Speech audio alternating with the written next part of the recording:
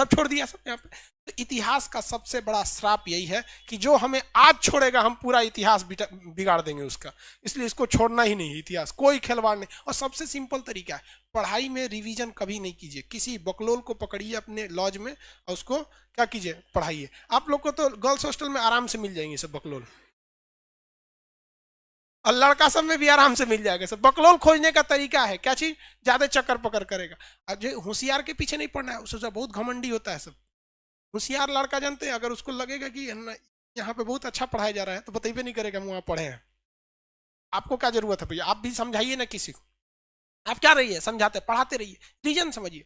अभी के वक्त में इस क्लासरूम में इतने लड़के हैं, अलग अलग डिस्ट्रिक्ट में लाइव सेंटर चल रहा है उतने लड़के हैं, हॉल नंबर 2-3 में इतने लड़के हैं, एप्लीकेशन पे अभी बहुत लड़के हैं। अभी फर्स्ट सर्वर जो दिख रहा है यहाँ पर 6685 लड़के हैं, 6685 फर्स्ट सर्वर पे है।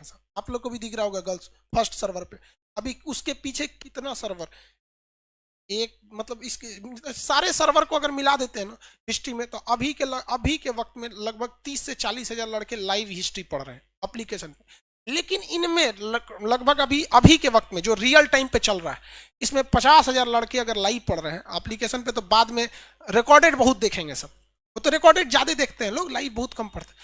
इतने लोग में आप कह सकते हैं कि 100% इसमें कि सबसे ज्यादा दिमाग किसका कंसंट्रेट था इस सारे स्टूडेंट में। स्टूडेंट में किसी का 100% नहीं था, लेकिन हमारी मजबूरी में 100% रखना है। रीजन क्या है कि हम कुछ गड़बड़ करेंगे तो आप देख रहे हैं, कैमरा से लाइव वाला देख रहा है, एप्लीकेशन वाला देख रहा है। तो जब तक आप किसी पे रिप्रेजेंट नहीं करेंगे, आपके ऊपर प्रेशर नहीं रहेगा, आपका दिमाग कभी कंसंट्रेटेड नहीं होगा। हम लोग का दिमाग ही कंसंट्रेट रहता है। डरो ना लगता है यार कि अगर बाई दी वे पढ़ाते पढ़ाते भुला गए, तो देखो यार हम लोग से भी भूल सकते हैं, ऐसा नहीं कि हम लोग, लेकिन अपने आप में इतना शर्म लगेगा ना कि जिस रिकॉर्ड को हमने कायम किया है कि कोई लड़का ये नहीं कह सकता है कि खान सर नोट्स लेके आते हैं और पढ़ा के चल जाते हैं। कभी देखे हैं हमको? नहीं। तो हमको एक सबसे बड़ा डर ये लगता है कि हमको दिमाग कंसंट्रेट करना मजबूरी है कि आज तक कभी नोट्स देख के नहीं आए हैं, चाहे जो विषय पढ़ाना हो, चाहे वो फिजिक्स, केमिस्ट्री, बायोलॉजी, कुछ पढ़ाना हो, करंट अफेयर से लेकर, कभी नोट्स लेके नहीं आए। लेकिन ऐसा नहीं है कि हमको सब ये, हमको डर लगते रहता है, सोच रहे कहीं जो गलती से भूल गया ना गड़बड़ा जाएगा। इसलिए सब दिमाग का बोझा हटाओ, फुल कंसंट्रेट रहते हैं, समझा देते हैं आपको, आप भी कंसंट्रेट रहेंगे, आप भी समझा देंगे। अदरवाइज दूसरा कोई रास्ता नहीं, दूसरे को पढ़ाते रहेंगे। यह समझ में आ गया मृदभान? अब हम लोग क्या चालू करते हैं, मेसोपोटामिया की सभ्यता। ये हम आपको मटेरियल में नहीं लिखा, हम टेस्ट में आपको दे देंगे, ठीक है? टेस्ट में इसको दे देंगे। मेसोपोटामिया की सभ्यता को थोड़ा देख लेते हैं। सभ्यता बताई दी ना, किसे कहा जाता है सभ्यता? सब लोगों, अरे एक तो ट्रैक्टर रैली वाला वीडियो बन गया जी, यूट्यूब पे डालना है, याद दिला देना, क्लास खत्म होने के बाद यूट्यूब पे डाल देंगे। देखो ये वाला वीडियो डाले थे ना,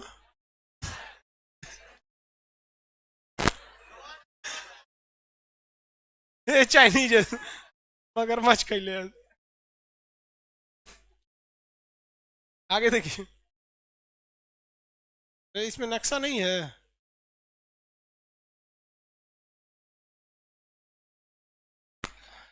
मेसोपोटामिया कहा था भैया? इराक, अभी के वक्त में इराक। मेसोपोटामिया अभी के वक्त में इराक। देखिए इराक में एक नदी बहती थी जिसका नाम था यूफ्रेटस और टिब्रिस। दो नदियां थी, यूफ्रेटस और टिब्रिस।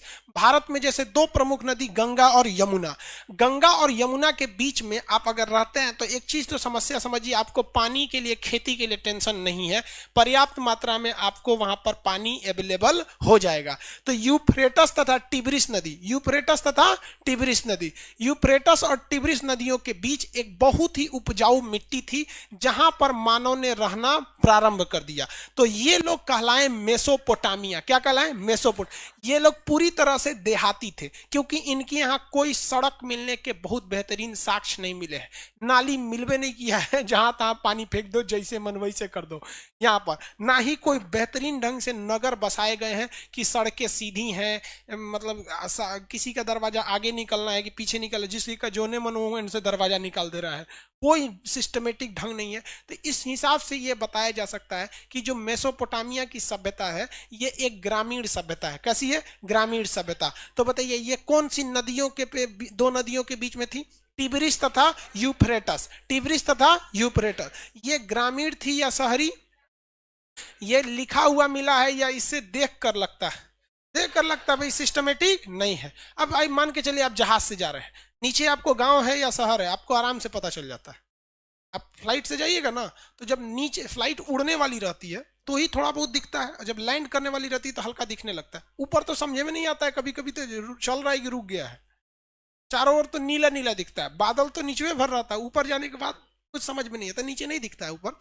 तो आप देख के बता सकते हैं। यूप्रेटस, ये जो सभ्यता थी लगभग 5000 ईसा पूर्व थी। अब सोचिए सिंधु सभ्यता कितनी थी, लगभग 2500, 2350 ईसा पूर्व। सिंधु सभ्यता कितनी थी, 2350। तो ये तो उससे बहुत ज्यादा पुरानी थी, ये बहुत ज्यादा पुरानी सभ्यता। तो दुनिया की पहली सभ्यता मेसोपोटामिया की सभ्यता, दुनिया की पहली सभ्यता मेसोपोटामिया की सभ्यता। ये शहरी थी या ग्रामीण?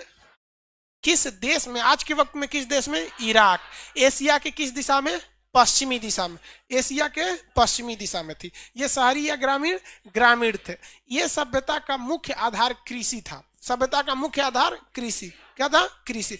ये सभ्यता बहुत बड़े एरिया में फैली थी, जिसलिए अध्ययन की सुविधा से इसे 4 खंडों में बांटते हैं। कितने खंडों में? 4 खंड।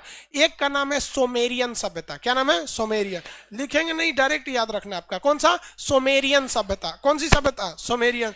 कुछ याद आ रहा है? सिंधु सभ्यता वाले कहां से भाग के आए थे सर? सोमेरु। तो सोमेरियन सभ्यता, एक हिस्सा का नाम था सोमेरियन सभ्यता, दूसरे हिस्सा का नाम था बेबीलोन की सभ्यता। कौन सा? बेबीलोन। पहला सोमेरियन, दूसरा बेबीलोन, दूसरा बेबीलोन। झूलता बगीचा कहाँ है? झूलता बगीचा बेबीलोन में। अरे बगीचा नहीं झूलता, उसमें इस तरह से सिंचाई की व्यवस्था रखी गई है ना, पानी के आने जाने, जिस वजह से, जिससे लगता है कि बगीचा क्या है? झूल रहा है। ये आपका विजुअल इफेक्ट होता है। आप तारामंडल में जाइएगा ना, आपको लगेगा सोचो कुर्सियां हिल रहा है, नहीं, वो लाइटवा हिलाता है ऊपर। पटना तारामंडल कोनो गत का नहीं है। हाँ, कोलकाता वाला तो इंडिया का टॉप है। कोलकाता का बिरला प्लानिटोरियम वो तो इंडिया का टॉप है। बट ये भी ठीक ठाक है, ऐसा नहीं है, लेकिन सही है। तो उसमें देखते हैं विजुअल इफेक्ट होता है, लगता है ना जैसे, मतलब कई लोग तो डरने लगते हैं, मतलब लगता है कि गिरा देगा। तुम लोग ये सब जगह जाया करना, तुम लोग थोड़ा सा कभी घूम घूम लिया करो, टेंशन वेंशन खत्म होगा। क्या? चलिए आगे देखिए। तो पहला कौन सा भैया? सोमेरियन। दूसरा बेबीलोन।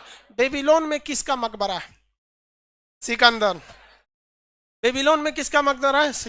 सिकंदर का घोड़ा भी वहीं पे मर गया था टेंशन से। घोड़ा भी क्या हो गया? मर गया टेंशन से, भूखे फराल।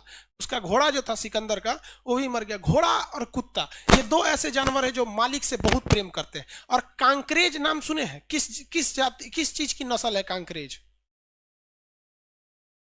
कांकरेज किसकी नस्ल है? इधर लड़की को कोई सही बोली थी, गाय की नस्ल। कांकरेज नस्ल जो है गाय की है। उसका सींग देखिएगा ना, डर जाइएगा।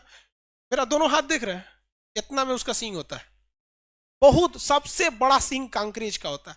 और वो अपने स्वामी भक्त होती है, जिस मालिक ने उसे पाला है, जो उसे खाना खिलाता है।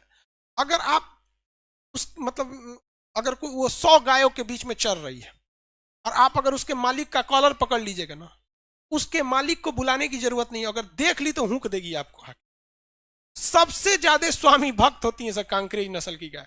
वहां पे हुकेगी आपको पक्का, अब आप टेंशन नहीं लीजिए, बहुत जबरदस्त होती हैं सर। तो ये 3 नस्ल ऐसी होती हैं, और हालांकि अगर आप देखेंगे तो बहुत डर जाएंगे।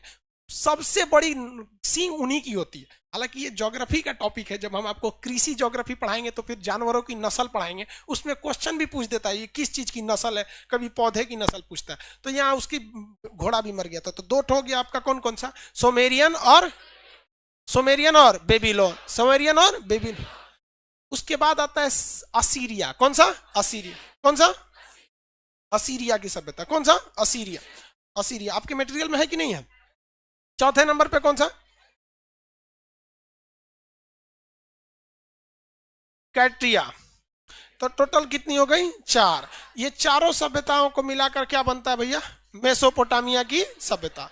टोटल मेसोपोटामिया की सभ्यता। तो मेसोपोटामिया कितनी सभ्यताओं को मिलकर? 4। पहला सोमेरियन, दूसरा बेबीलोन, तीसरा असीरिया, तीसरा असीरिया, चौथा हाँ कैट्रिया। काट दीजिए। सीरिया को देख रहे हैं, सीरिया में आतंकवादी घुस के काट रहा है सर। तो सीरिया अब सीरिया नहीं रह गया, क्या हो गया? असीरिया हो गया। आज के वक्त सीरिया में ISIS वाला आतंकवादी हो गए।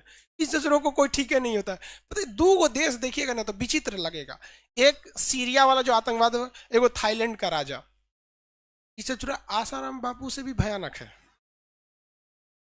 यार। ये राजा हो, कम से कम राजा की तरह रहो। खैर छोड़ी, हाथ देखिए कोई भी चीज होता है ना कि कल्चर डिपेंड हो जाता है। थाईलैंड का कल्चर में ये सब कोई मायने नहीं रखता, लेकिन फिर भी आज के वक्त में अगर आतंकवाद वाला काम जो सीरिया में हो रहा है तो पूरी तरह से मतलब बेवकूफी वाला काम है। तो सीरिया भी क्या हो गया, असीरिया हो गया। क्यों हुआ है? काटने से। तो काटने से क्या याद रखेंगे? कैट्रिया। काटने से क्या याद रखेंगे? कैट्रिया। सीरिया क्या बन गया? असीरिया। क्यों? काटने से। क्या याद रखेंगे? कैट्रिया। तो टोटल चारों सभ्यता याद रहेंगी। पहला सोमेरियन, पहला सोमेरियन, दूसरा बेबीलोन, बेबीलोन, दूसरा बेबीलोन, तीसरा असीरिया, चौथा कैट्रिया। दुनिया की सबसे पुरानी सभ्यता मेसोपोटामिया के साथ। मेसोपोटामिया की सभ्यता शहरी या ग्रामीण? हाँ, किन दो नदियों के बीच में? यूफ्रेटस और टिबरिस। यूफ्रेटस और टिबरिस, यूफ्रेटस तथा टिबरिस। किसी को कोई दिक्कत नहीं है। अब इसी के जस्ट यहाँ बगल में एक देश है मिस्र। मिस्र में भी एक सभ्यता थी जिसका नाम था मिस्र की सभ्यता। कौन सी सभ्यता? मिस्र। इस सभ्यता का सबसे बड़ा राजा था फिरौन। क्या नाम था? फिरौन। कौन, क्या नाम था? फिरौन। फिरौन इस्लाम धर्म के हिसाब से फिरौन को बहुत बड़ा श्राप मिला कि उसका शरीर कभी गलबे नहीं करेगा। मतलब ऐसा श्राप मिला धार्मिक चीजों के हिसाब से। अभी भी उसका लाश ऐसे फिरौन का रखा हुआ है, तो गलत मम्मी बन के। क्या है? मम्मी बन के। तो ससुरा मिस्र जो है, इजिप्ट वाले, केमिस्ट्री की खोज इन्होंने किया था। मरने के बाद शरीर पे एक बहुत भयानक लेप लगा देते थे, जिस वजह से उनकी शरीर पूरी तरह से गलती नहीं थी। क्षतिग्रस्त जरूर हो जाती थी, मरा हुआ चीज कभी जिंदा की तरह ताजा तो दिखेगा नहीं यहाँ पर। हाँ, तो उसी तरह, लेकिन उनका शरीर पूरी तरह से सड़ता नहीं था। तो मम्मी यानी केमिकल का लेप लगाने की सभ्यता कौन सी थी? मिस्र की सभ्यता। मिस्र की सभ्यता का सबसे बड़ा राजा फिरौन। क्या था? फिरौन।